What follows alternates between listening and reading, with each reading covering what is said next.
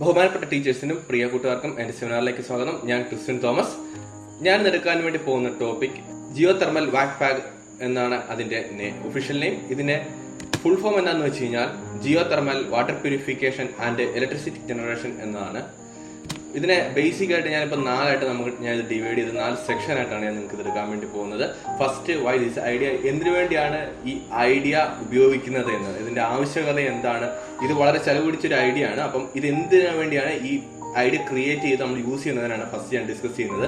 അതിനുശേഷം ഈ ഐഡിയ എന്താണ്, ഇതിനകത്ത് എന്തൊക്കെയാണ് പ്രവർത്തിക്കുന്നത്, ഇതിനകത്തെ മിഷനറീസുകൾ എന്താണ്, ഇതിനകത്ത് എന്തൊക്കെ ടെക്നോളജികളാണ് യൂസ് ചെയ്തിരിക്കുന്നത് എന്ന കാര്യമാണ് നമ്മൾ രണ്ടാമത് നോക്കാൻ വേണ്ടി പോകുന്നത്. അതിനുശേഷം ഇതിൻ്റെ അകത്ത് എന്താണ് നമ്മുടെ ഇലക്ട്രോണിക്സും കമ്പ്യൂട്ടർ ടെക്നോളജി എന്താണ് ഇതിനകത്ത് ഉപയോഗിച്ചിരിക്കുന്നത്. കാരണം നമ്മുടെ വിഷയം ഇലക്ട്രോണിക്സ് ആണ്, കമ്പ്യൂട്ടർ ടെക്നോളജി ആ ഫീൽഡാണ്. അപ്പം നമുക്ക് ഇതിൻ്റെ അകത്ത് എന്തൊക്കെ അത് യൂസ് ചെയ്തിട്ടുണ്ടെന്ന് നമുക്ക് നോക്കണം. അപ്പം അതാണ് ഞാൻ മൂന്നാമതായിട്ട് എടുക്കുന്നത്. ലാസ്റ്റത്തെ ടോപ്പിക്കാണ് അഡ്വാൻറ്റേജ് ആൻഡ് ഡിസഡ്വാൻറ്റേജ്. ഇതിൻ്റെ ഒരുപാട് അഡ്വാൻറ്റേജസും ഉണ്ട്, അതുപോലെ തന്നെ വലിയൊരു ഡിസഡ്വാൻറ്റേജസും ഇഷ്ടം പോലെ ഉണ്ട്. അപ്പം അതിനെപ്പറ്റിയാണ് ഞാൻ ലാസ്റ്റ് ഡിസ്കസ് ചെയ്യാൻ വേണ്ടി പോകുന്നത്. അപ്പോൾ ഫസ്റ്റ് നമുക്ക് എന്തിനു വേണ്ടിയാണ് ഈ ഐഡിയ നമുക്കൊന്ന് എന്താണ് ഞാൻ പറയാൻ വേണ്ടി പോകുന്നത്. നമ്മുടെ ഭൂമിയിൽ എന്തുകൊണ്ടാണ് ഇത്ര മലിനീകരണം ഉണ്ടാകുന്നത്, അതാണ് നമ്മൾ ആദ്യം ചിന്തിക്കുന്നത്. ബേസിക് ആയിട്ട് ഈ മലിനീകരണം, അതായത് ഇപ്പോൾ വെഹിക്കിളിൽ നിന്നുണ്ടാകുന്ന പുക മലിനീകരണം, ഫാക്ടറിയിൽ നിന്നുണ്ടാകുന്ന പുക മലിനീകരണം, ന്യൂക്ലിയർ വേസ്റ്റ് മലിനീകരണം, അതുപോലെ കുക്കിംഗ് കൊണ്ടുണ്ടാകുന്ന മലിനീകരണം, നമ്മുടെ ഓഷനിൽ ഓയിൽ ലീക്കേജ് ഉണ്ടാകുന്ന പ്രശ്നങ്ങൾ, ഇങ്ങനെ നിരവധി മലിനീകരണങ്ങൾ നമ്മൾ കാണുന്നുണ്ട്. അപ്പം ഈ മലിനീകരണങ്ങളെല്ലാം ബേസിക് എന്തുകൊണ്ടാണ് ഇത് ഉണ്ടാകുന്നത്, എന്താണ് ഇതിന്റെ ബേസിക് ഐഡിയ, ഇതെവിടെ സ്റ്റാർട്ട് ചെയ്യുന്നു. അപ്പം ഇതെല്ലാം നമ്മൾ ചിന്തിച്ചു കഴിഞ്ഞാൽ നമ്മൾ കാണുന്നത് എനർജി എന്ന് പറഞ്ഞ ഒരു ഇതാണ്. എനർജിക്ക് വേണ്ടിയാണ് നമ്മൾ ഭൂമിയിൽ കാണുന്ന ഒട്ടുമിക്ക മലിനീകരണം, ഒരു 78% അടുത്ത് മലിനീകരണങ്ങൾ ഉണ്ടാകുന്നത് എനർജിക്ക് വേണ്ടിയാണ്. ഇപ്പൊ ഫാക്ടറിയിലാണെങ്കിൽ എന്തുകൊണ്ടാണ് പുകവെള്ളം ഉണ്ടാകുന്നത്, അവിടെ ഒരു എനർജി സോഴ്സ് ആവശ്യമാണ് അവിടുത്തെ മെഷീനറീസുകൾ വർക്ക് ചെയ്യാൻ വേണ്ടി. അതേപോലെ തന്നെ ന്യൂക്ലിയർ പ്ലാന്റുകൾ, കുക്കിംഗ്, ഇവിടെ എല്ലാം ഒരു എനർജി സോഴ്സിന് വേണ്ടിയാണ് ഈ മലിനീകരണം ഉണ്ടാകുന്നത്. അപ്പം ഏറ്റവും പ്യൂറസ്റ്റ് എനർജി എന്ന് നമ്മൾ പറയുന്നത് ഇലക്ട്രിസിറ്റിയാണ്. കാരണം അതിൻ്റെ അകത്ത് മലിനീകരണമില്ല. പക്ഷേ ഇലക്ട്രിസിറ്റി ജനറേറ്റ് ചെയ്യാൻ വേണ്ടി നമ്മൾ ഉപയോഗിക്കുന്ന ചില മെത്തഡ്, ന്യൂക്ലിയർ പ്ലാന്റ് അല്ലെങ്കിൽ കൽക്കരി ഉപയോഗിച്ചിട്ടുള്ള പ്ലാന്റുകൾ, പെട്രോളിയം പ്ലാന്റുകൾ, ഇങ്ങനത്തെ പ്ലാന്റുകൾ ഉപയോഗിച്ച് നമ്മൾ ഇലക്ട്രിസിറ്റി ജനറേറ്റ് ചെയ്യാൻ വേണ്ടി ശ്രമിക്കുന്നുണ്ട്. പക്ഷെ അവിടെയെല്ലാം അപ്പോഴും മലിനീകരണം ഉണ്ടാകുന്നുണ്ട്. അപ്പം ഇതിനകത്ത് മലിനീകരണം ഇല്ലാണ്ട് എങ്ങനെ ഇലക്ട്രിസിറ്റി ജനറേറ്റ് ചെയ്യാം. അതേപോലെ തന്നെ അടുത്തൊരു പ്രശ്നമാണ് നമ്മുടെ ഇവിടെ വാട്ടറിന്റെ ഒരു പ്രശ്നം. അതായത് നമ്മുടെ ആൾക്കാരുടെ എണ്ണം കൂടിക്കൊണ്ടിരിക്കുകയാണ്. അതേപോലെ കാലാവസ്ഥ വ്യതിയാനം മൂലം ജലത്തിന്റെ ലഭ്യതയുടെ ഒരു പ്രശ്നമുണ്ട്. അപ്പൊ ജലത്തിന്റെ ലഭ്യതയും നമുക്ക് എല്ലാവർക്കും എങ്ങനെ ജലവും അത്ര അധികം ഉൽപ്പാദിപ്പിക്കാം, ഇത് എല്ലാം കൂടി ഒരു ഒരൊറ്റ ഒരു പ്ലാനിൽ ഒരു ഐഡിയയിൽ എങ്ങനെ ജനറേറ്റ് ചെയ്യാമെന്നാണ് ഞാൻ ഈ ഐഡിയ നിങ്ങളോട് ഡിസ്കസ് ചെയ്യാൻ വേണ്ടി പോകുന്നത്. അപ്പം നമ്മൾ ഇതിനായിട്ടൊരു ഹ്യൂജ്, ഇപ്പം നമ്മൾ എനർജിക്ക് വേണ്ടി ഏറ്റവും നന്നായിട്ട് നമ്മളിപ്പോൾ കരുതുന്ന ഡാമുകളാണ്. എനർജിക്കായിട്ട് നമ്മളിപ്പോൾ ആശ്രയിക്കുന്ന ഡാമുകളെയാണ്, അല്ലെങ്കിൽ ന്യൂക്ലിയർ പ്ലാന്റുകൾ, ന്യൂക്ലിയർ വേസ്റ്റ് ഉണ്ടായിരുന്നു. നമുക്ക് ഏറ്റവും ഗുഡായിട്ട് നമ്മൾ പറയുന്നത് ഡാംസ് ഉണ്ട്. പക്ഷെ ഡാംസിനും കുറേ ഡീമെറിറ്റ്സ് ഉണ്ട്. അതായത് അതിന് വളരെ വലിയൊരു ഏരിയ ആവശ്യമാണ്. ആ ഏരിയയിലുള്ള ആവാസ വ്യവസ്ഥ ഡാം വരുന്നവിടെ നശിക്കും. അങ്ങനത്തെ ഒരുപാട് പ്രശ്നമുണ്ട്. അത് ഈ ഡാം കൊണ്ട് നമുക്ക് 2 ഉപയോഗം കൊണ്ട് നമ്മുടെ ജലസേചനവും നടക്കും, എനർജി ജനറേഷൻ നടക്കും. പക്ഷെ ഇതിന്റെ ഡിസഡ്വാൻറ്റേജ് നമ്മുടെ ഏരിയ ഓഫ് നമുക്ക് മനുഷ്യന് താമസിക്കാനും മൃഗങ്ങൾക്ക് ജീവിക്കാനും ഈ ഭൂമിയിൽ വെള്ളത്താൽ ചുറ്റപ്പെട്ടിടക്കുന്ന ഏരിയ വളരെ കുറവാണ്, വെള്ളമില്ലാത്ത ഏരിയ. ആ ഭാഗത്തുനിന്ന് നമ്മൾ എനർജിക്ക് വേണ്ടി ഇങ്ങനെ വലിയ ഹ്യൂജായിട്ടുള്ള ഡാമുകൾ പണിതിട്ടുണ്ടെങ്കിൽ നമുക്ക് വാസസ്ഥലവും കുറേ പ്രകൃതിക്ക് പ്രശ്നമാണ്. അപ്പം ഇതിനെല്ലാം മറികടന്നുകൊണ്ട് മറ്റൊരു ഐഡിയ, അതാണ് ഞാൻ നിങ്ങൾ പ്രസന്റ് ചെയ്യാൻ വേണ്ടി പോകുന്നത്. എന്താണ് ഈ ഐഡിയയിൽ ബേസിക് ആയിട്ട് ഉപയോഗിക്കുന്നത് നമുക്കൊന്ന് നോക്കാം. ഞാൻ ഇതിൻ്റെ അകത്ത് ഉപയോഗിക്കുന്ന 2 ഹ്യൂജ് എനർജി സോഴ്സസ് ആണ്. അതായത് നെക്സ്റ്റ് ജനറേഷനിൽ നമുക്ക് ഉപയോഗിക്കുന്ന അഡ്വാൻസ്ഡ് ആയിട്ടുള്ള എന്നാൽ പ്രകൃതിയിൽ നിന്ന് തന്നെ ലഭിക്കുന്നതുമായിട്ടുള്ള ആൾക്കാർ കൃത്യമായി യൂസ് ചെയ്യാത്ത 2 എനർജി സോഴ്സസ് ആണ് ഞാൻ ഇവിടെ നിന്ന് യൂസ് ചെയ്യുന്നത്. ഒന്ന് ജിയോ തെർമൽ എനർജി എന്ന് പറയും, രണ്ടാമത്തതാണ് സീ വാട്ടർ എനർജി. അപ്പം സീ വാട്ടർ എനർജി എന്ന് പറഞ്ഞാൽ അതായത് അതിനകത്ത് പ്രഷറുണ്ട്. നമുക്ക് ചിന്തിക്കാൻ കഴിയാത്തത്ര പ്രഷറാണ് നമ്മുടെ സമുദ്ര അടിയിൽ ഉള്ളത്. അപ്പോൾ ഈ പ്രഷർ നമുക്ക് യൂസ് ചെയ്യാം. അതേപോലെ തന്നെ നമ്മുടെ ഭൂമിക്കടിയിലെ ടെമ്പറേച്ചർ യൂസ് ചെയ്യാം. നമുക്ക് ഇത് രണ്ടിൻ്റെയും കൂടെ ഒരു കോമ്പിനേഷൻ ഉപയോഗിച്ചിട്ടാണ് ഇവിടെ എനർജി ജനറേറ്റ് ചെയ്യാൻ വേണ്ടി പോകുന്നത്. അപ്പോൾ നമുക്ക് ഭൂമിക്കടിയിലെ എനർജി സോഴ്സിനെ പറ്റി ഒന്ന് നോക്കാം. ഭൂമിക്കടിയിലേക്ക് പോകും തോറും ചൂട് കൂടുമെന്ന് നമ്മൾ ചെറിയ ക്ലാസ്സിൽ തന്നെ പഠിച്ചിട്ടുണ്ട്. ഭൂമിക്കടിയിൽ ഒരു റോക്കി കാസ്റ്റ് തന്നെ മതി. നമുക്ക് റോക്കി കാസ്റ്റിന്റെ അടിയിൽ തന്നെ നമുക്ക് ഏകദേശം ഒരു 0 മുതൽ 870 ഡിഗ്രി വരെയുള്ള ഹീറ്റ് നമുക്ക് അവൈലബിൾ ആണ്. ഒരു 20 കിലോമീറ്റർ ഏരിയ നമുക്ക് ഏകദേശം ഒരു 435 ഡിഗ്രി സെൽഷ്യസ് കിട്ടും. ഹീറ്റ് എനർജി നമുക്ക് എങ്ങനെ മേലേക്ക് എത്തിക്കാൻ പറ്റും, അതിന് നമുക്ക് ഹീറ്റ് എനർജി അതിന് ട്രാൻസ്ഫർ ചെയ്യില്ലാതെ നമുക്ക് നന്നായിട്ട് അറിയാവുന്ന കാര്യമാണ്. ഹീറ്റ് എനർജി വളരെ ലിമിറ്റഡ് ആയിട്ടുള്ള ട്രാൻസ്മിഷൻ ദൂരമേ ഉള്ളൂ. അപ്പോൾ നമുക്കിത് കൺവേർട്ട് ചെയ്തെടുക്കുകയാണെങ്കിൽ ഇലക്ട്രിക്കൽ എനർജി ആക്കണം. അപ്പം ഇലക്ട്രിക്കൽ എനർജി ആക്കണമെങ്കിൽ ഇവിടേക്കൊരു എന്തെങ്കിലും ഒരു പ്രൊസീജിയർ നടക്കണം. അങ്ങനെ പ്രൊസീജിയർ നടത്താൻ വേണ്ടിയാണ് നമ്മൾ സീ വാട്ടർ കൊണ്ടുവരുന്നത്. സീ വാട്ടർ ഹൈ പ്രഷറാണ്. അതും ഒരു വളരെ വലിയൊരു എനർജി സോഴ്സാണ്. അപ്പം സീ വാട്ടർ എന്ന് പറയുമ്പോൾ കിടയിലേക്ക് ചൂട് കൂടുന്തോറും അതുപോലെ തന്നെ ഓഷ്യൻ വാട്ടറിലെ പ്രഷർ കൂടി വരികയാണ്. നമ്മൾ അടിയിലോട്ട് പോകുന്തോറും ഓരോ മീറ്റർ താഴുന്തോറും പ്രഷർ ഇരട്ടിച്ചുകൊണ്ടിരിക്കുകയാണ്. അപ്പം നമുക്ക് വളരെ വലിയൊരു ഒരു എനർജി സോഴ്സ് നമുക്കിവിടെ ലഭിക്കും. ഈ രണ്ട് എനർജികളെ തമ്മിൽ യോജിപ്പിക്കണം. അതായത് നമ്മുടെ സമുദ്രത്തിലെ ഓഷ്യൻ പ്രഷറും ഭൂമിക്കടിയിലെ തെർമൽ എനർജിയും തമ്മിൽ യോജിപ്പിച്ചിട്ടാണ് നമ്മളിതിൽ എനർജി ജനറേറ്റ് ചെയ്യാൻ വേണ്ടി പോകുന്നത്. അപ്പോൾ നമുക്ക് ഇതിന് ഒരു പാത്ത് ആവശ്യമാണ്. അതായത് ഭൂമിക്കടിയിലേക്ക് നമ്മുടെ സമുദ്ര ജലം എത്തിക്കണം. അപ്പം അതിനായിട്ട് അൾട്രാ ജെറ്റ് മൈനിങ് മെഷീൻ ഉപയോഗിച്ചിട്ട് ഭൂമിക്കടിയിലേക്ക് ഡ്രിൽ ചെയ്യുന്നു. ഈ ജെറ്റ് മൈനിങ്ങിന് ഈ സംഭവത്തിന് ഹൈ പ്രഷറും ഹൈ ഹീറ്റും എല്ലാം ടെമ്പറേച്ചറെല്ലാം എക്സ്റ്റാൻഡ് ചെയ്യാൻ സാധിക്കുന്നതാണ്. അപ്പം ഇതുപയോഗിച്ചിട്ട് ഭൂമിക്കടിയിലേക്ക് റോക്കി കാസ്റ്റിനെ നമുക്ക് ആവശ്യമുള്ള ഒരു 300 ആ ഒരു റേഞ്ചിലേക്ക് ഡ്രില്ല് ചെയ്ത് ഇറങ്ങുന്നു. ഇറങ്ങിയതിന് ശേഷം ഒരു 100 മീറ്റർ അടിയിൽ വെച്ചിട്ട് സമുദ്രത്തിലേക്ക് ഒരു ടണൽ അടിക്കുന്നു. അപ്പം ഈ ടണൽ ഒരു പെൻസ്റ്റോക്ക് പൈപ്പിന് കടന്നു പോകുന്ന വലുപ്പത്തിൽ ഒരു ടണൽ അടിക്കുന്നു. അങ്ങനെ ടണൽ അടിച്ചതിന് ശേഷം ഈ പെൻസ്റ്റോക്ക് പൈപ്പിന്റെ അറ്റത്ത് ഒരു ബട്ടർഫ്ലൈ വാൽവ് ഉപയോഗിച്ചിട്ട് ഈ വാട്ടറിന്റെ പ്രഷറിനെ പ്രത്യേക 2-3 വാൽവുകൾ ഉപയോഗിച്ചിട്ട് ഈ വാട്ടറിന്റെ പ്രഷറിനെ അഡ്ജസ്റ്റ് ചെയ്തിട്ട് അവിടെ നിർത്തുന്നു. ശേഷം ഇതിന് ചുറ്റിനും അതായത് നമ്മുടെ മെയിൻ ആയിട്ടുള്ള ആ കുഴിയില്ല, ആ കുഴിക്ക് ചുറ്റിനും ഓരോ റൂംസ് ഇങ്ങനെ ക്രിയേറ്റ് ചെയ്യുന്നു. ചുറ്റിനും ഇപ്പൊ നമുക്ക് ഇമേജ് കാണുന്ന രീതിയിലുള്ള റൂംസ് ഇങ്ങനെ ക്രിയേറ്റ് ചെയ്തെടുക്കുന്നു. രണ്ട് സൈഡിലുമായിട്ട് ഒന്നിടവിട്ട് റൂംസ് ക്രിയേറ്റ് ചെയ്തെടുക്കുന്നു. ഈ റൂംസ് ക്രിയേറ്റ് ചെയ്ത് എടുക്കുന്നിടത്തേക്ക് ഒരു പെൻസ്റ്റോക്ക് പൈപ്പ് വഴി കൊണ്ടിരുന്ന വെള്ളത്തെ ഒരു പ്രത്യേക ഡിസൈൻ ചെയ്തിരിക്കുന്ന ഒരു പൈപ്പിലൂടെ വെള്ളം കടത്തി വിടുന്നു. അപ്പം ഇങ്ങനെ കടത്തി വിടുന്നതിലൂടെയാണ് നമ്മൾ സമുദ്രനിരപ്പിലെ ജലം കടന്നു പോകുന്നത്. അപ്പം ഈ ഓരോ റൂമിലും ഓരോ ഡൈനാമോകൾ വെച്ചിട്ടുണ്ട്. അതായത് വളരെ കൂറ്റനായ ഒരുപാട് ജനറേറ്ററുകൾ സെറ്റ് ചെയ്തിട്ടുണ്ട്.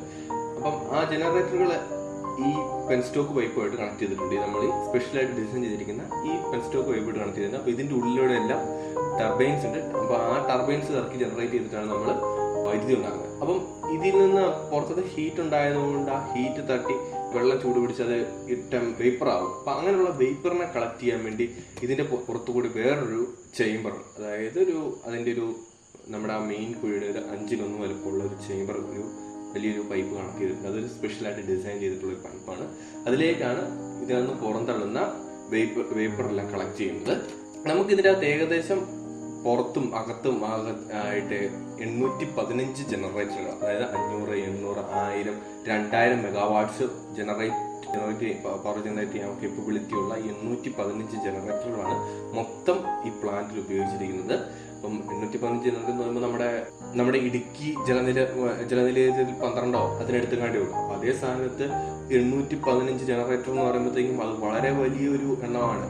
അപ്പം 815 ജനറേറ്ററുകൾ വെക്കാൻ വേണ്ടി ഒരു ഡാം ക്രിയേറ്റ് ചെയ്യുന്ന അവസ്ഥ നോക്കി, ഡാമുകളാണെങ്കിൽ എത്ര ഡാമുകളാണ്, അല്ലെങ്കിൽ പവർ പ്ലാന്റ് ആണെങ്കിൽ ന്യൂക്ലിയർ പവർ പ്ലാന്റ് ആണെങ്കിൽ എത്ര ന്യൂക്ലിയർ പവർ പ്ലാന്റ് ആണ്. അപ്പം ഇതെല്ലാം ഒറ്റ സിംഗിൾ ഒരു പ്ലാന്റിൽ നമുക്ക് 815 ജനറേറ്ററുകൾ പ്രവർത്തിക്കാനുള്ള പ്രഷർ കിട്ടും. കാരണം നമ്മൾ വിചാരിക്കുന്നതിനും അപ്പുറത്തുള്ള എനർജിയാണ് നമ്മുടെ സീ വാട്ടർ പ്രഷർ, അതേപോലെ തന്നെ തെർമൽ എനർജി. ഇത് രണ്ടിനെയും കറക്റ്റ് പ്രൊപ്പോർഷനിൽ നമ്മൾ ബന്ധിപ്പിച്ച് കഴിഞ്ഞ് കഴിയുമ്പോൾ നമുക്ക് ഇത്രയും ജനറേറ്ററുകളെ റൊട്ടേറ്റ് ചെയ്യാനുള്ള എനർജി നമുക്ക് അവിടെ നിന്ന് കിട്ടും. അപ്പം ഇതിൽ നിന്ന് ടോട്ടലായിട്ട് 11,40,000 മെഗാവാട്ട്സ് വൈദ്യുതി നമുക്ക് ജനറേറ്റ് ചെയ്യാൻ പറ്റും. അപ്പം നമുക്ക് ഇതിന്റെ ഇന്റേണൽ സ്ട്രക്ചർ നോക്കുകയാണെങ്കിൽ ഞാൻ നേരത്തെ പറഞ്ഞ സ്പെഷ്യൽ ഡിസൈൻ ആയിട്ടുള്ള ഒരു പൈപ്പാണ് നമുക്ക് കാണാൻ വേണ്ടി സാധിച്ചു. ഈ സ്പെഷ്യൽ ഡിസൈൻ ആയിട്ടുള്ള പൈപ്പ് എന്തിനാണ് ഡിസൈൻ ചെയ്ത് വെച്ചിരിക്കുന്നത്? അപ്പം ഒരു എൽ ഷേപ്പിൽ ഇങ്ങനെ കയറി ഇറങ്ങി പോകുന്ന ഇതെന്തിനാണെന്ന് വെച്ച് കഴിഞ്ഞാൽ നമ്മുടെ ഈ വെള്ളം അതിങ്ങനെ കടന്നു വരുമ്പോൾ ചൂട് പിടിക്കുന്നതോറും അത് വേപ്പർ ആവാൻ വേണ്ടി തുടങ്ങും. അപ്പൊ ആ വേപ്പറിനെ പുറത്ത് തള്ളിക്കളയാൻ വേണ്ടി ഒറ്റ സിംഗിൾ പൈപ്പിലാണ് ഈ വാട്ടർ താഴേക്ക് കൊണ്ടുവന്നെങ്കിൽ ചൂട് പിടിക്കുന്നതോറും വേപ്പർ ആവും. വേപ്പർ മേലേക്ക് പൊന്താനുള്ള ശ്രമം നടക്കും. മേലേക്ക് പൊന്താന്ന് നോക്കുമ്പോൾ മേലെ ഹൈ പ്രഷറാണുള്ളത്. ഹൈ പ്രഷറും ഈ താഴെ നിന്നുള്ള ഈ വേപ്പറിന്റെ പ്രഷറും കൂടി തമ്മിൽ ഉപയോഗിച്ച് ഇത് പൊട്ടിത്തെറിക്കാൻ പോസിബിലിറ്റീസ് ഉണ്ട്. അപ്പം അത് ഒഴിവാക്കാൻ വേണ്ടിയാണ് സ്പെഷ്യലായിട്ട് ഇങ്ങനെ ഡിസൈൻ ചെയ്തിരിക്കുന്നത്. അപ്പം ഒരു അത്രയും ഭാഗത്തെ വേപ്പർ അതിന് നേരെ മേലേക്ക് ചെന്ന് കഴിഞ്ഞാൽ അവിടെ ഒരു ഫിൽറ്റർ ഉണ്ട്. ഫിൽറ്റർ വഴി തള്ളിപ്പോവും. വേപ്പർ മാത്രം പുറത്തേക്ക് തള്ളിപ്പോവും. ബാക്കി ജലം താഴേക്ക് തന്നെ പോകും. അപ്പം ആ പ്രഷർ അവിടെ ഉണ്ടാകുന്ന എക്സ്ട്രാ ആ പ്രഷർ നമുക്ക് അവിടെ തന്നെ റെഡ്യൂസ് ചെയ്യാൻ സാധിക്കും. അപ്പം ഇതിലിങ്ങനെ താഴേക്ക് തോറും എനർജി നഷ്ടപ്പെടുന്നു. പക്ഷെ ഈ എനർജി ഇങ്ങനെ നഷ്ടപ്പെടുമ്പോഴും ഗ്രാവിറ്റി എന്ന് പറഞ്ഞൊരു എനർജി സോഴ്സ് ഉണ്ടായതിനാൽ നഷ്ടപ്പെട്ട എനർജിയെ ഒരു വിധത്തിൽ അത് തിരിച്ചു നൽകും. പോരായതിന് ഈ പൈപ്പിന്റെ വലുപ്പം താഴേക്ക് പോകുന്നതും കുറയ്ക്കും. അതുപോലെ ജനറേറ്ററിന്റെ കേപ്പബിലിറ്റിയും കുറയ്ക്കും. സ്വാഭാവികമായിട്ടും പവർ ജനറേറ്റർ കുറയ്ക്കുകയാണെങ്കിൽ, പവർ ജനറേഷന്റെ ഇത് കുറയുകയാണെങ്കിൽ പോലും, അതായത് നമ്മുടെ മെഗാവാട്ട് ജനറേഷൻ കുറഞ്ഞാൽ പോലും നമുക്ക് കൂടുതൽ ജനറേറ്ററുകൾ പ്രവർത്തിപ്പിക്കാൻ സാധിക്കും. ഒട്ടും എനർജി വേസ്റ്റ് ചെയ്യാണ്ട് മൊത്തം പൂർണ്ണമായിട്ട് അവസാന തുള്ളി വെള്ളത്തിൽ നിന്ന് വരെ നമുക്ക് എനർജി ജനറേറ്റ് ചെയ്യാവുന്ന രീതിയിലുള്ള പോസിബിലിറ്റീസ് ആണ് ഇത് ക്രിയേറ്റ് ചെയ്യാൻ.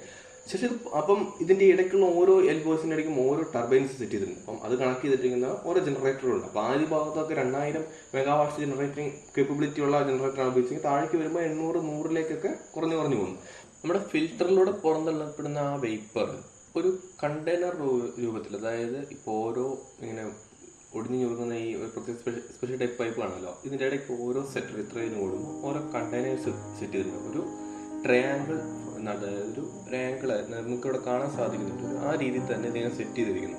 ഇതിൻ്റെ ഇങ്ങനെ സെറ്റ് ചെയ്തിരിക്കുന്നത് വെച്ചാൽ ഈ കണ്ടെയ്നേഴ്സിൻ്റെ ഇടയ്ക്ക് നമ്മുടെ വേപ്പേഴ്സിനെ കളക്ട് ചെയ്യും.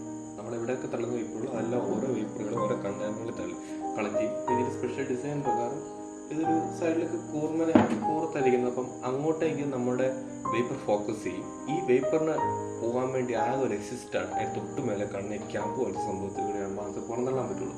അപ്പോൾ ആ ക്യാപ്പിൽ ഒരു ടർബൈൻ സെറ്റ് ചെയ്തിരിക്കുകയാണ്. അപ്പം വേപ്പർ പ്രഷർ കൊണ്ട് ഈ ടർബൈൻ കറങ്ങി ഇതിൻ്റെ സൈഡ് ഭാഗത്ത് നിന്ന് കാണാൻ പറ്റുന്നുണ്ട് ഒരു ഡൈനാമോ. ആ ഡൈനാമോ കറങ്ങി ഇലക്ട്രിസിറ്റി ജനറേറ്റ് ചെയ്യാൻ പറ്റും. ഇങ്ങനെ ഈ മേലേക്ക് പോകുമ്പോൾ നമുക്ക് എനർജി ജനറേറ്റ് ചെയ്യാൻ പറ്റും. ഒരേ സമയം സീ വാട്ടർ പ്രഷറിൻ്റെ ഗ്രാവിറ്റിയുടെ സഹായത്തോടു കൂടി ജനറേറ്റ് ചെയ്യും. അതേപോലെ തന്നെ നമ്മൾ മേലേക്ക് പോകും തോറും നമ്മുടെ വേപ്പറിൻ്റെ സഹായത്തോടു കൂടി നമുക്ക് ഇലക്ട്രിസിറ്റി മാക്സിമം ജനറേറ്റ് ചെയ്യാൻ പറ്റും. അപ്പം ഇതിങ്ങനെ മേലേക്ക് പോകും തോറും ഒരു ക്വസ്റ്റ്യൻ വരുന്നത് എന്താണെന്ന് വെച്ച് കഴിഞ്ഞാൽ, ഇപ്പം എനർജി ലോസ് വന്ന് വേപ്സ് വീണ്ടും വാട്ടറാണ്. അങ്ങനെ ആയാൽ പോലും നമ്മുടെ വാട്ടർ ഈ സ്പെഷ്യൽ ഡിസൈൻ ആയിട്ടുള്ള കണ്ടെയ്നറിൽ കളക്ട് ചെയ്യപ്പെടും. നമ്മൾ കെമിസ്ട്രിയിലൊക്കെ പ്രത്യേകതരം ഒരു ട്യൂബ് ഉപയോഗിക്കാറുണ്ട്. ട്യൂബിൽ ഇങ്ങനെ കളക്ട് ചെയ്തിട്ട് തൊട്ടടിയിലത്തെ കാരണം മേലത്തെ വെള്ളം തിളക്കും. ആ വെള്ളം വീണ്ടും വേപ്പറാവും. അപ്പം ഇങ്ങനെ കണ്ടെയ്നറായിട്ട് കിടക്കും. ഇനി താഴത്തെ ഹീറ്റിന്റെ ട്രാൻസ്ഫർ ഉപയോഗിച്ചിട്ട് നമുക്കത് കെട്ടിക്കിടക്കുന്ന ഒരു അവസ്ഥ ഉണ്ടാകില്ല. അപ്പം ഈ മേഖലകളിലെല്ലാം ഇലക്ട്രോണിക്സിന്റെ വലിയൊരു ഫീൽഡ് ഉണ്ട്. ഞാനത് ലാസ്റ്റ് ഭാഗത്ത് പറയാൻ വേണ്ടി വെച്ചിരിക്കുകയാണ്. അപ്പം എന്നാന്ന് വെച്ച് കഴിഞ്ഞാൽ, ഇങ്ങനെ ഈ കണ്ടെയ്നറിൽ നടക്കുമ്പോൾ ഇങ്ങനെ വെള്ളം ഈക്വലായിട്ട് നിൽക്കാനും അതിൻ്റെ അളവ് എത്രയാണെന്ന് കണ്ടുപിടിക്കാനും പ്രഷർ അഡ്ജസ്റ്റ് ചെയ്യാനൊക്കെ നമ്മുടെ ഒരു കമ്പ്യൂട്ടറിങ് ഇലക്ട്രോണിക്സ് ഫീൽഡിന് സെൻസേഴ്സിൻ്റെ എല്ലാം വളരെ വലിയ, അതായത് സിമ്പിളായിട്ടാണ് ഇതിപ്പോൾ പറഞ്ഞു തരുന്നത്. ഇതിൻ്റെ വളരെ കോംപ്ലിക്കേറ്റഡ് ആണ് ഇതിൻ്റെ ഉള്ളിലെ പ്രവർത്തനങ്ങളും കാര്യങ്ങളും എല്ലാം. അതിലേക്കൊന്നും പോകുന്നില്ല, വളരെ സിമ്പിളായിട്ടാണ് ഇപ്പോൾ പറഞ്ഞുകൊണ്ടിരിക്കുന്നത്. അപ്പോൾ നമുക്ക് ഇതിങ്ങനെ മേലേക്ക് ഓരോ സ്റ്റെപ്പ്, അതായത് ഇതിൻ്റെത് ഏറ്റവും മേലെയാണ് കേപ്പബിലിറ്റി എങ്കിൽ വേപ്പറിൻ്റെ കാര്യത്തിൽ ഒരു സെൻറ്ററിലൊക്കെ ആയിരിക്കും ഏറ്റവും കേപ്പബിലിറ്റി ഉള്ള ജനറേറ്ററുകൾ ഉണ്ടാവുക. അതുപോലെ സെൻറ്ററിൽ മേലേക്ക് പോകും. പിന്നെ താഴ്ഭാഗത്തേക്ക് ചെല്ലുമ്പോൾ വേപ്പറിൻ്റെ അളവ് കുറവായതുകൊണ്ടാണ്. അപ്പം താഴ്ഭാഗത്ത് രണ്ടിനും ഏകദേശം ഈക്വലായിട്ട് കുറവായിരിക്കും. ജനറേറ്ററിന് കേപ്പബിലിറ്റി പവർ കുറവായിരിക്കും. ഈ ജനറേറ്ററുകളൊക്കെ ഇത്രയും വലിയ ഹീറ്റിൽ സ്റ്റാൻഡ് ചെയ്യപ്പെടുന്നത് ഒരു പ്രത്യേക പ്രഷറിലാണ് അവയെ ഇത് ചെയ്തിരിക്കുന്നത്. അതായത് ഇപ്പം നിങ്ങൾക്ക് ഇമേജ് കാണാൻ സാധിക്കുന്നുണ്ട്, ഒരു കേസിലാണ് ആ ടർബൈൻസിനെ വെച്ചിരിക്കുന്നത്. അത് ആ കേസിൻ്റെ ഇടയ്ക്ക് ഇതൊരു നമ്മുടെ ഒക്കെ ഈ തെർമൽ കണ്ടീഷനുള്ള ഫ്ലാസ്കിൻ്റെ ഒക്കെ മെത്തേഡിലെ നടുഭാഗം ഫ്രീ ആക്കിയിട്ടുണ്ട്. അതേപോലെ തന്നെ അതിന് ചുറ്റും ലിക്വിഡ് കൂളിംഗ് സിസ്റ്റം എല്ലാം കൊടുക്കുന്നുണ്ട്. അപ്പം ഇങ്ങനത്തെ കൂളിങ്ങിൻ്റെ എല്ലാം പ്രൊട്ടക്ഷനിലാണ് ഇതിരിക്കുന്നത്. ഇതിൻ്റെ ഒരു ബൈ പ്രൊട്ടക്റ്റായിട്ട് വരുന്ന ഒരെണ്ണമാണ് നമ്മൾ സാൾട്ടിന് ഏറ്റവും ലാസ്റ്റ് ഒരു വാക്യൂം ചെയ്ത് പുറത്തേക്ക് കളയാണ് ചെയ്യുന്നത്. നിങ്ങൾക്ക് ഇതിനകത്ത് കാണാൻ പറ്റുന്ന ഒരു collect just representative image create ചെയ്തിട്ടുണ്ട്. അതിൽ നിന്ന് കാണുന്നത് അതൊരു ലാസ്റ്റ് വന്ന് കളക്ട് ചെയ്ത് അതിനെ വാക്യൂം ചെയ്ത് പുറത്തേക്ക് കളയുകയാണ് ചെയ്യുന്നത്. നിങ്ങൾക്ക് ഞാൻ ഇതിൻ്റെ ഒരു മോഡൽ കാണിച്ചിട്ടുണ്ട്. ഒരു ബേസിക് മോഡൽ മനസ്സിലാക്കാൻ വേണ്ടി ഒരു ഇമേജ് കൊടുത്തിട്ടുണ്ട്. അതായത് ഒരു സ്റ്റിൽ മോഡൽ ടൈപ്പാക്കി ഇത് റെഡിയാക്കി വെച്ചിട്ടുണ്ട്. അപ്പം ഈ കാണുന്നത് ഇതിൽ ഒരു സിംബോളിക്കായിട്ടാണ്, എല്ലാം ഒന്നുമില്ല. ഇതിൻ്റെ മെയിനായിട്ടുള്ള ഭാഗങ്ങൾ മാത്രമേ നിങ്ങൾക്ക് അതിൽ കറുത്ത പൈപ്പ് സ്റ്റോക്ക് വരുന്നത് കാണാം. അതിനെ വന്ന സ്പെഷ്യൽ ഡിസൈനിൽ ഒടിഞ്ഞു മുങ്ങി പോകുന്നുണ്ട്. ഓരോ അതിനകത്ത് ടോപ്പിൽ മഞ്ഞ ബട്ടൺസാണ്, അത് വാൽവാണ്. അപ്പം ഈ വാൽവിലൂടെയാണ് നേരത്തെ പറഞ്ഞ പോലെ വേപ്പർ പുറത്താണ്. വേപ്പർ പുറത്താണ് ഈ കണ്ടെയ്നറിൽ കളക്ട് ചെയ്യും. ആ കണ്ടെയ്നറിൽ തൊട്ട് കാണുന്ന ബ്ലൂ റിലീസറിലൂടെ റിലീസ് ചെയ്യുമ്പോൾ അതിനകത്തുള്ള ടർബൈൻ കാണും. സൈഡിലുള്ള അങ്ങനെ കറങ്ങിയായിട്ട് കളക്ട് ചെയ്തിരിക്കുന്ന ഒരു സിൽവർ ഡയനാമോ കാണും. ആ ഡയനാമോ കറങ്ങി ഇലക്ട്രിസിറ്റി ജനറേറ്റ് ചെയ്യും. അതേപോലെ ഇപ്പുറത്തെ സൈഡിൽ നിൽക്കുന്ന ഡയനാമോ കാണും, അത് ജനറേറ്റ് ചെയ്യും. ഇങ്ങനെ ഒക്കെ ഈക്വലായിട്ട് ഓരോ കണ്ടെയ്നർ സെക്ഷനിൽ നമുക്ക് ഇങ്ങനത്തെ ഓരോ ഡൈനാമോസ് പ്രവർത്തിക്കുക. അതായത് ഈ രണ്ടോ മൂന്നോ ഡൈനാമോസ് ആയിരിക്കും ഒരു കണ്ടെയ്നറിൽ പ്രവർത്തിപ്പിക്കാൻ സാധിക്കുന്നത്. അതേപോലെ തന്നെ സൈഡിലുള്ള മറ്റ് കേബിൾസ്, ഫാസ്റ്റൻസ് കേബിൾസും കൂളിംഗ്സും വേപ്പേഴ്സ് അങ്ങനെ ഒരു ഇഷ്ടം പോലെ പൈപ്പുകൾ പോകുന്നുണ്ട് താഴേക്ക്. അത് ഓരോ പർപ്പസിനുള്ളതാണ്. അതൊക്കെ എന്തൊക്കെയാണെന്ന് വ്യക്തമായിട്ട് എടുത്ത് പറയാൻ പോയിട്ടുണ്ടെങ്കിൽ നമുക്ക് ഇപ്പം ടോപ്പിക്ക് വളരെ വലുതായി പോകും, നമ്മുടെ വിഷയമായിട്ട് യാതൊരു ബന്ധമില്ലാത്ത കാര്യമാണ്. അതുകൊണ്ട് നമുക്ക് ഇത് സ്കിപ്പ് ചെയ്ത് അടുത്തതിലേക്ക് പോവുകയാണ്. ഞാൻ ആദ്യം പറഞ്ഞത് ഇത് മാക്സിമം എനർജീനെ നമുക്ക് കൺവേർട്ട് ചെയ്തെടുക്കാവുന്ന രീതിയിലാണ് ഇതിന്റെ ഫുൾ പ്ലാന്റ് ഡിസൈൻ ചെയ്തിരിക്കുന്നത്. അപ്പോൾ ഈ പ്ലാന്റ് ഭൂമിക്കടി മാത്രമല്ല, ഇതിന്റെ പ്രവർത്തനം ഭൂമിക്ക് മേലെയാവുകൊണ്ട് മറ്റു കൺട്രോൾ പാനലുകളും മറ്റു കൂളർ സെറ്റുകളെല്ലാം മേലെയാണുള്ളത്. അപ്പം ഇതിലെ ഏറ്റവും മേലേക്ക് എന്ന് കഴിഞ്ഞാൽ നമ്മുടെ പ്യൂർ വേപ്പറായിട്ട് തന്നെയാണ് ഭൂമിക്ക് മേലെ എത്തുന്നത്. അപ്പം ഇനി ഭൂമിയുടെ മേലെ നിന്നാണ് ഇതിനെ കൂൾ ചെയ്ത് വാട്ടറാക്കി എടുക്കുന്നത്. അതായത് നമുക്ക് കിട്ടേണ്ട ഒരു വളരെ അൺലിമിറ്റഡ് സോഴ്സ് ആയിട്ടുള്ള ഒരു വാട്ടർ സോഴ്സാണ് ഇത്. അതായത് ആ പെൻ സ്റ്റോക്കിൽ ഒരു സെക്കൻഡിൽ അത്രയും പ്രഷർ വരുന്ന വാട്ടർ വേപ്പറാക്കി മേലെ എത്തി അത്രയും വാട്ടർ നമുക്ക് വളരെ ശുദ്ധജലമായിട്ടാണ് നമുക്ക് ലഭിക്കുന്നത്.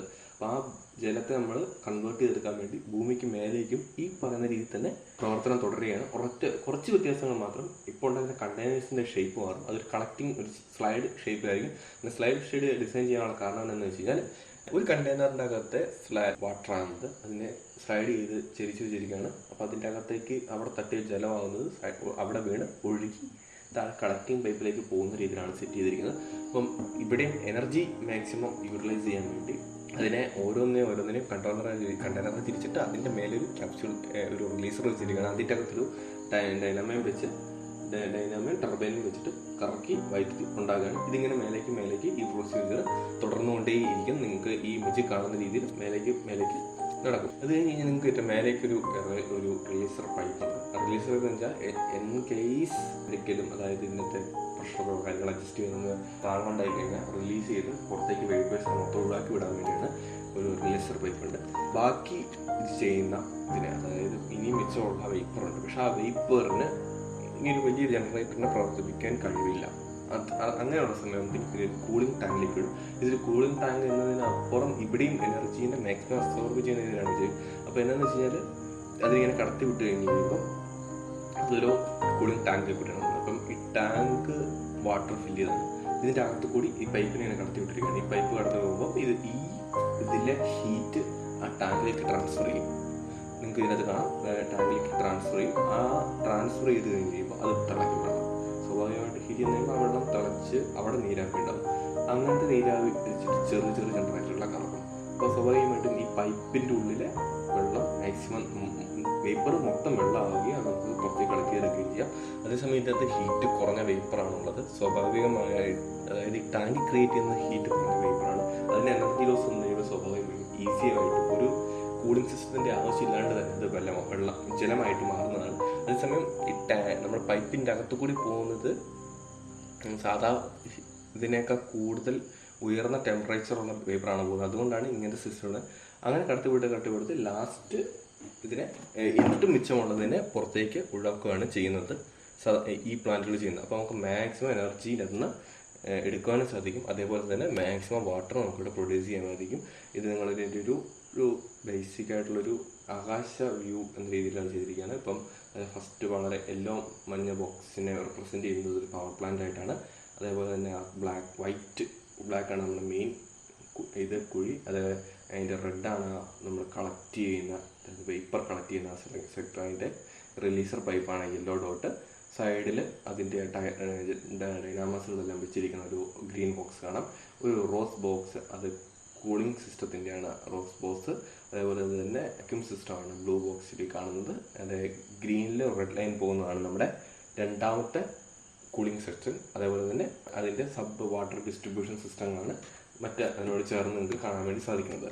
ഇതിൻ്റെ അകത്ത് മറ്റൊരു വിഷയം എന്താണെന്ന് വെച്ചാൽ ഇതിൻ്റെ അകത്ത് വേറൊരു ഉള്ളിൽ ഒരു ഹീറ്റ് ട്രാൻസ്ഫറിങ് മെത്തേഡ് ഉണ്ട്. അതായത് ഇതിൻ്റെ അകത്തെ ചുറ്റുവട്ടത്തെ ഹീറ്റ് പെട്ടെന്ന് ഇല്ലാണ്ടായി പോകാണ്ടിരിക്കാൻ വേണ്ടി, അതായത് ഈ കുഴിയുടെ സൈഡിലേക്ക് നിന്ന് ഇത്ര ഹീറ്റ് അബ്സോർബ് ചെയ്ത് കഴിഞ്ഞാൽ അവിടുത്തെ ഹീറ്റ് പെട്ടെന്ന് പോയി അവിടുത്തെ ടെമ്പറേച്ചർ പോയി അവിടെ പെട്ടെന്ന് ഒരു തണുത്ത അവസ്ഥയിലേക്ക് പോകാണ്ടിരിക്കാൻ വേണ്ടി ഓരോ സൈഡിൽ നിന്നും ഓരോ സ്പെഷ്യലായിട്ടുള്ള ഓരോ energy absorbing and transferring system എന്നൊരു സിസ്റ്റം ഉപയോഗിച്ച് നമ്മൾ ചെയ്തിട്ടുണ്ട്.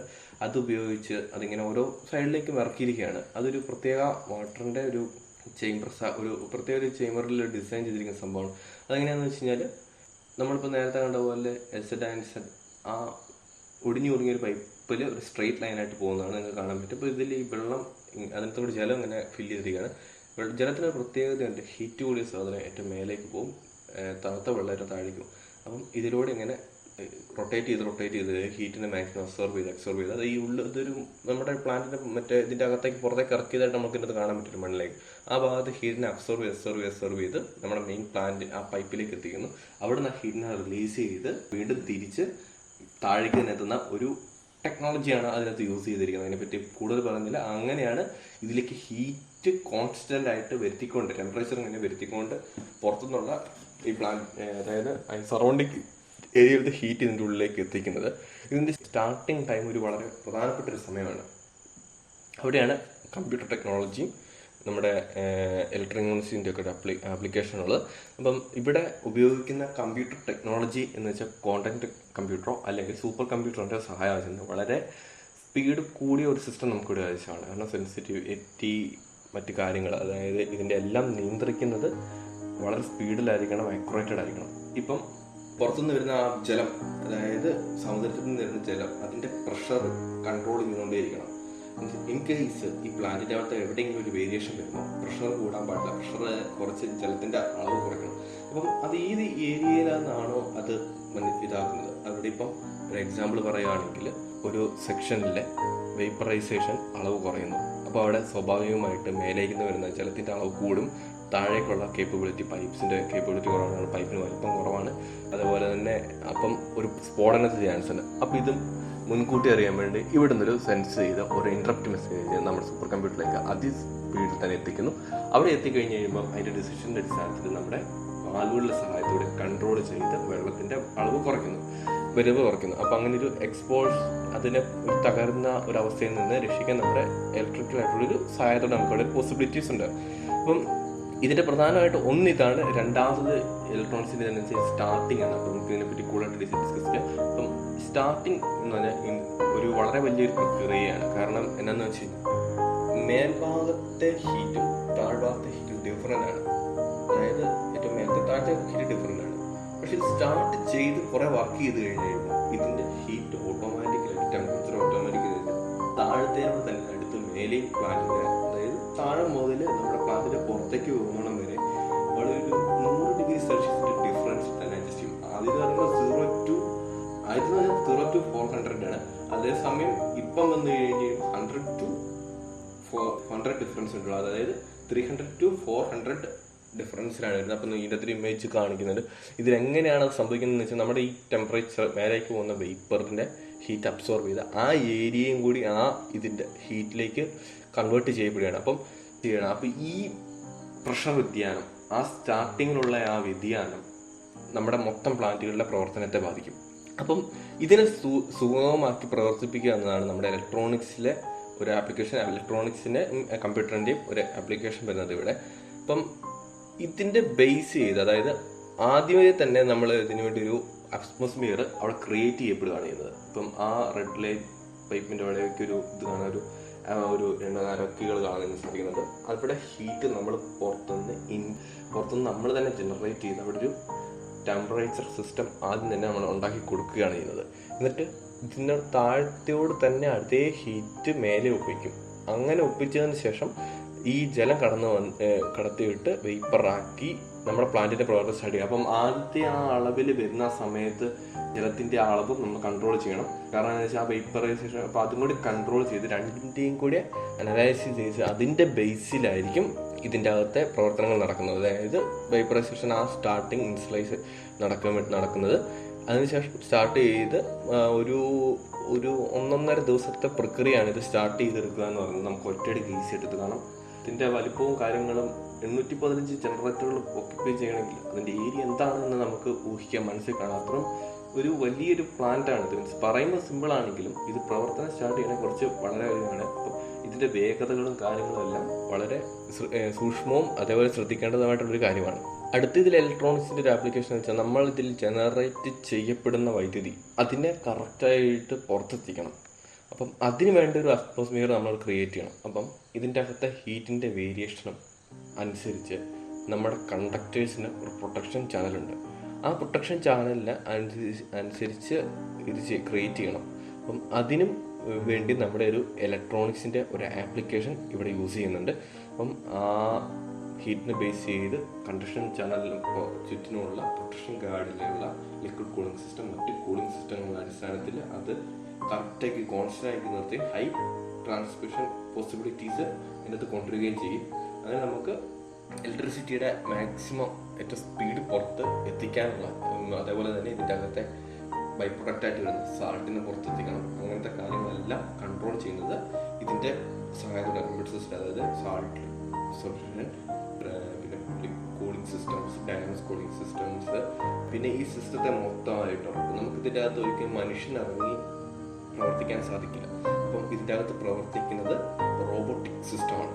ഇതിനുള്ളിൽ പ്രവർത്തിക്കാൻ വേണ്ടി, അതായത് ഇതിൻ്റെ നന്നാക്കുന്ന കാര്യങ്ങൾ എന്തെങ്കിലും ഒരു കംപ്ലൈൻറ്റ് വന്നിട്ടുണ്ടെങ്കിൽ അത് ഫുൾ ചേഞ്ച് ചെയ്യുന്നത് റോബോട്ടിക്സ് എയുടെ ഹെൽപ്പോടു കൂടിയാണ്, എയുടെ സഹായത്തോടു കൂടിയാണ്, ആർട്ടിഫിഷ്യൽ ഇൻ്റലിജൻസിൻ്റെ സഹായത്തോടു കൂടിയാണ് ഇതിനകത്തെ മൊത്തം കാര്യങ്ങൾ കൺട്രോൾ ചെയ്യുന്നത്. ഇപ്പോൾ നിങ്ങൾക്ക് ഇതിൻ്റെ ബേസിക് ആയിട്ടുള്ള ഒരു ഐഡിയ മനസ്സിലായിട്ടുണ്ട് എന്ന് ഞാൻ കരുതുകയാണ്.